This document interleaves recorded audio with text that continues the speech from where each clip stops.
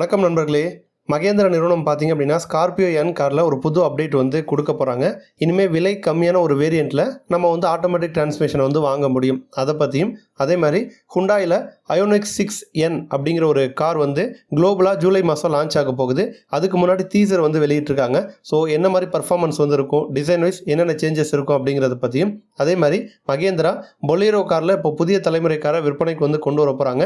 டோட்டலாக டிசைனை வந்து மாற்றுறாங்க. ஸோ அந்த புதிய டிசைன் எப்படி இருக்கும், அந்த புது கார் பற்றியும் அதே மாதிரி ஒரு 4.5 லட்சத்துக்கும் கம்மி தான் இந்த காரோட ப்ரைஸு. நான் சேஃப்டி ஃபீச்சர் வந்து 6 ஏர்பேக் ஸ்டாண்டர்டாக கொடுக்குறாங்க.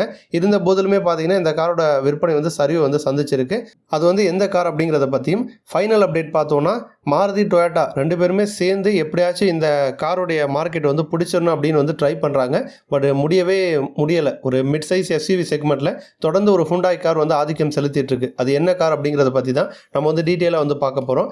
மகேந்திரா ஸ்கார்பியோ என் இந்த காரை பொறுத்த வரைக்கும் கரண்ட்டாக பார்த்தீங்கன்னா Z2, Z4, Z6, Z8, Z8L அப்படின்னு சொல்லிட்டு 5 விதமான வேரியண்ட்டில் தான் இந்த கார் வந்து விற்பனையில் இருக்குது. இப்போ இந்த காரில் ஆட்டோமேட்டிக் டிரான்ஸ்மிஷன் நமக்கு வந்து வேணும் அப்படின்னா அது வந்து எல்லா வேரியண்ட்லேயுமே வந்து கொடுக்கல. 3 வேரியண்ட்டில் மட்டும் தான் வந்து கொடுக்குறாங்க. டோட்டலாக 5 வேரியண்ட் இருக்குது. அதில் Z6, Z8, Z8L இந்த 3 வேரியண்ட்டில் மட்டும்தான் ஆட்டோமேட்டிக் டிரான்ஸ்மிஷன் வந்து கிடைக்கும். இப்போ வந்து பார்த்தோன்னா Z4 அப்படிங்கிற வேரியண்ட்லேயுமே ஆட்டோமேட்டிக் டிரான்ஸ்மிஷனை நமக்கு வந்து கொடுக்குறாங்க. இப்போ இந்த Z4 வேரியண்ட் பொறுத்த வரைக்கும் பெட்ரோலையும் வருது, டீசல்லையும் வந்து வருது, 7 சீட்டு கான்ஃபிகரேஷனில் வருது.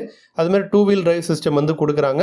இன்ஜின் ஆப்ஷன் பொறுத்த வரைக்கும் 2.0 litre turbo petrol engine, 2.2 litre diesel engine, அதோட 6 speed manual transmission, dark converter automatic units வந்து வருது. இப்போ இந்த Z4ல் ஆட்டோமேட்டிக் டிரான்ஸ்மிஷன் சேர்ந்ததுனால இனிமேல் வந்து ஆட்டோமேட்டிக் டிரான்ஸ்மிஷனுக்காக அதிகமாக நீங்கள் வந்து செலவு பண்ண வேணாம். இப்போ ஆட்டோமேட்டிக் டிரான்ஸ்மிஷன் பண்ணியா Z6 தான் நம்ம வந்து போகணும்.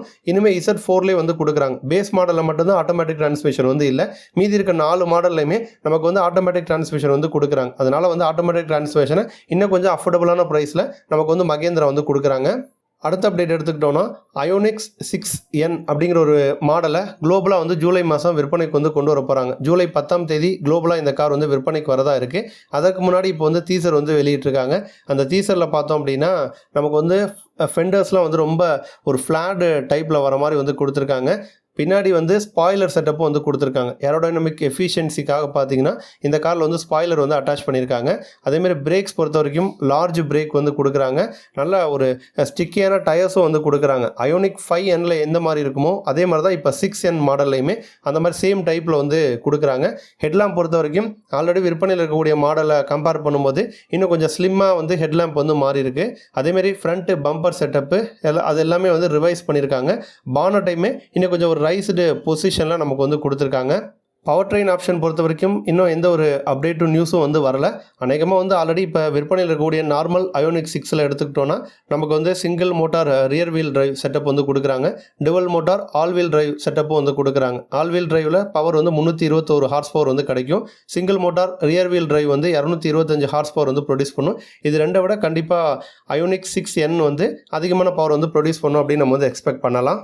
அடுத்த அப்டேட் எடுத்துக்கிட்டோன்னா மகேந்திரா வந்து இப்போ பொலேரோ காரில் நியூ மாடலை விற்பனைக்கு வந்து கொண்டு வர போகிறாங்க. ஆகஸ்ட் 15ஆம் தேதி இந்த மாடல் வந்து விற்பனைக்கு வரும்னு சொல்லியிருக்காங்க. ஜென்ரலாக மகேந்திரா ஆகஸ்ட் 15 சுதந்திர தினம் வருது அப்படின்னாலே ஒரு அப்டேட் வந்து கொடுப்பாங்க. அந்த வகையில் இந்த முறை நமக்கு வந்து பொலேரோவில் பெரிய ஒரு அப்டேட் வந்து வரப்போகுது. ஏன்னா ஃப்ரண்ட் பொசிஷனில் வந்து ஹெட்லைட்டோட செட்டப் வந்து மாற்றிருக்காங்க. ரவுண்டு சர்க்குலரான ஹெட்லைட் செட்டப் வந்து கொடுக்குறாங்க. இது வந்து நம்ம ரீசெண்டாக மகேந்திராவில் வந்து தார் ராக்ஸை வந்து கொண்டு வந்தாங்க. அப்போ அதில் வந்து எந்த மாதிரி ஹெட்லைட் இருக்குமோ அதே டைப்பில் வர மாதிரி இந்த நியூ மாடல்லையுமே வந்து கொடுத்துருக்காங்க. கம்ப்ளீட்டாக அந்த ஃப்ரண்ட் போர்ஷன் வந்து ஒரு அப்ரைட்டாக நமக்கு வந்து மாறி இருக்கு. அதே மாதிரி சிக்னேச்சர் கிரில் செட்டப்பில் ஆல்ரெடி இருக்க மாடலில் கரண்ட் மாடலில் வந்து நமக்கு வந்து ஒரு ஆங்கிள்டு ஸ்லாட்ஸ் வந்து வரும். பட் இப்போ நியூ மாடலில் பார்த்தீங்கன்னா பேரலல் ஸ்லாட்ஸ் வந்து வர மாதிரி வந்து மாற்றிருக்காங்க. சங்கியான பம்பர் வந்து ஃப்ரண்ட்டில் வந்து கொடுத்துருக்காங்க. நல்லா ஸ்டைலிஷான ஒரு பானட்டாக வந்து மாறி இருக்கு. சேஃப்டிக்குன்னு பார்த்தோன்னா அடாஸ் டெக்னாலஜி வந்து நமக்கு வந்து கொடுக்குறாங்க. லெவல் 2 அடாஸ் வந்து இருக்குது அப்படிங்கிற மாதிரி சொல்கிறாங்க. இந்த லெவல் 2 அடாஸ் அப்படிங்கிறது ஆல்ரெடி 3XOவில் வந்து வரும். அதே ஃபீச்சரை இப்போ வந்து இந்த வரப்போகிற பொலேரோ கார்லேயும் வந்து கொடுக்குறாங்க. அதில் முக்கியமானதுன்னு பார்த்தோன்னா forward collision warning, lane departure warning, lane keep assist, auto emergency braking, traffic sign recognition இந்த மாதிரி விஷயங்கள்லாம் நமக்கு வந்து வரும். சைட் ப்ரொஃபைல், ரியர் ப்ரொஃபைல் அப்படின்னு பார்த்தோன்னா சின்னதாக வந்து நமக்கு வந்து ரிவைஸ் வந்து பண்ணியிருக்காங்க. ஃப்ளாட்டான ரூஃப் வந்து கொடுக்குறாங்க. அப்ரைட்டான டெயில் கேட் செட்டப் வந்து கொடுத்துருக்காங்க.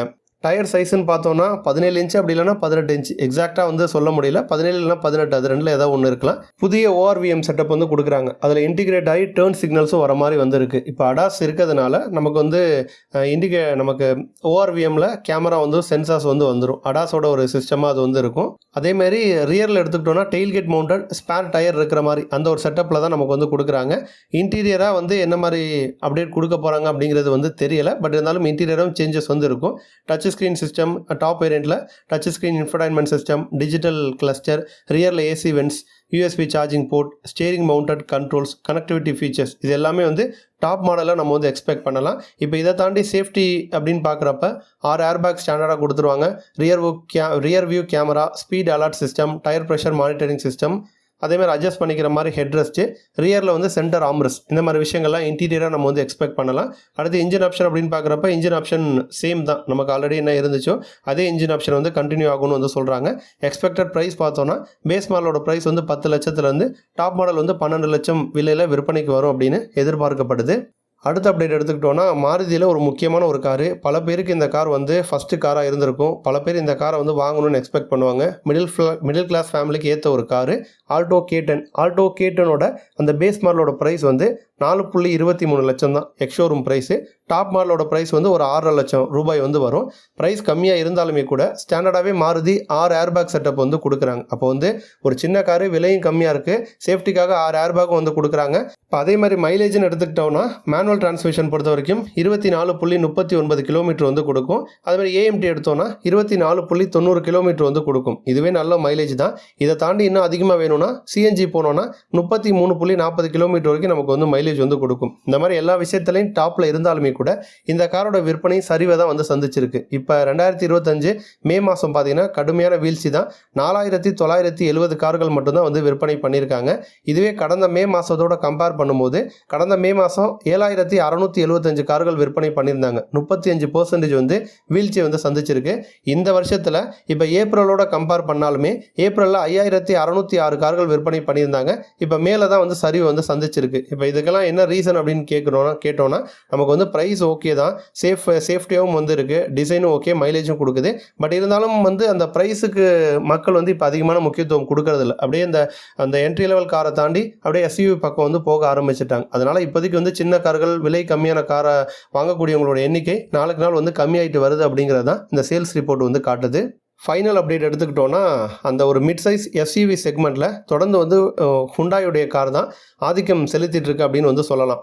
ஏன்னா வந்து அதிகமாக ஒரு 5000க்கு மேலே விற்பனையான கார் அப்படின்னு பார்க்குறப்போ ஒரு 4 கார் தான் அந்த லிஸ்ட்டில் வந்து வரும். அதில் 4வது இடத்துல கிராண்ட் வெட்டாரா இருக்குது. அந்த கார் வந்து 5197 கார்கள் விற்பனை ஆகிருக்கு மே மாதம் 2025. அடுத்த 3வது இடத்துல கியால செல்டோஸ் இருக்குது, 6082 கார்கள் விற்பனை ஆகிருக்கு. 2வது இடத்துல டொயோட்டா ஹைரைடர் கார் வந்துருக்கு, 7573 கார்கள் விற்பனை ஆகிருக்கு. இதில் வந்து கிராண்ட் வெட்டாரா மற்றும் ஹைரைடர் இந்த 2 காரை வச்சு கிரெட்டாவுக்கு எப்படியாச்சும் டஃப் கொடுக்கணும், கிரெட்டா இடத்த பிடிக்கணும் அப்படின்னு தான் மாருதி மற்றும் டொயோட்டா 2 பேருமே வந்து ஒரு பல மாதங்களாக ட்ரை பண்ணுறாங்க. பட் கிரெட்டாவோட சேல்ஸ் வந்து வேறு லெவலில் இருக்குது. அது வந்து டிஃப்ரெண்ட் அதிகமாக இருக்குது. ஏன்னா இப்போ கிரெட்டாவில் EVயும் கொண்டு வந்துட்டாங்க. ஐஸ் இன்ஜின் EV ரெண்டுமே சேர்த்து இப்போ மே மாதத்தில் 14860 கார்கள் வந்து விற்பனை ஆகிருக்கு. இப்போ முதல் இடத்துக்கும் ரெண்டாவது இடத்துக்கும் வித்தியாசமே பார்த்தீங்கன்னா கிட்டத்தட்ட 7000க்கு மேலே வந்து போகுது. அப்போ வந்து அந்த தொடர்ந்து அந்த மிட் சைஸ் காம்பேக்டான SUV செக்மெண்ட்டில் கிரெட்டா வந்து ஆதிக்கம் செலுத்திட்டு இருக்கு. நன்றி.